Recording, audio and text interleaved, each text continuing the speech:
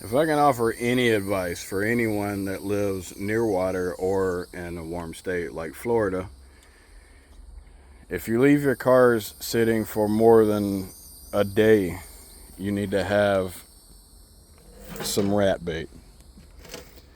These guys can get just about anywhere in an engine bay. This is all rat pee and poop over here, or at least the aftermath of it. I've been vacuuming it out for about 2 hours now.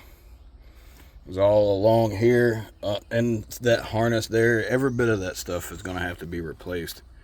Wires are all chewed up all through there. This VVT solenoid wire is completely chewed in half. Oh, let's see, get a little closer there. See that? That wire right here was tucked back off there. So the rats obviously came up here, chewed it, and tried to pull it back to finish eating it. This is it.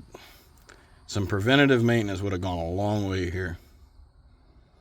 The person who had this vehicle stored really should have thought about this, because they've lived in Florida for, I would assume, the majority of their life. And this vehicle sat for over a year, so it should have had rat bait inside of it. If you have a vehicle that you intend on sitting up for over a year, and a Dodge more especially, since they're soybean-based wire casings, put rat bait over there, rat bait over here, rat bait over there. Anywhere where there's going to be exposed wires, put rat bait. You can even put it down beside the intake here on both sides. Even on any vehicle that's not a Dodge, you need to take preventative measures to be able to keep this from happening, because this is a very expensive job. If you ever have to fix it, it's going to be expensive. The rat bait's probably, I don't know, $20. Make sure it's the green logs. They're square. You don't have to stick the whole log inside of there. You just break it up in about 1 to 2 inch pieces. Tuck it in various spots. It's not going to fall out if you do drive the vehicle. Then you don't have to worry about it ever again, because the rats are going to eat it before they eat the wire. Anyways, enough ranting.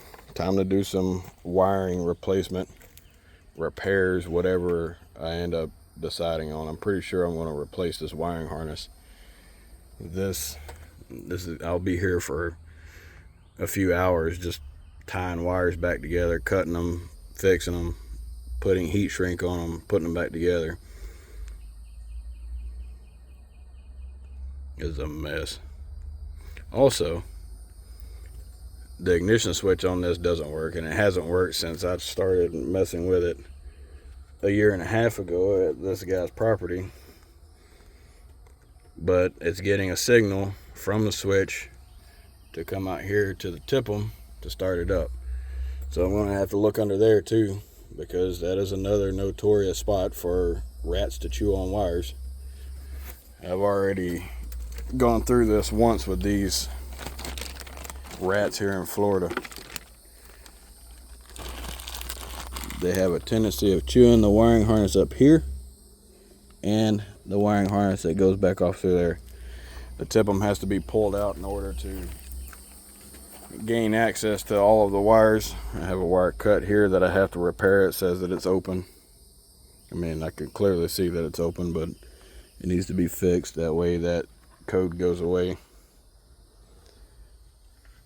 Got a lot going on with this thing.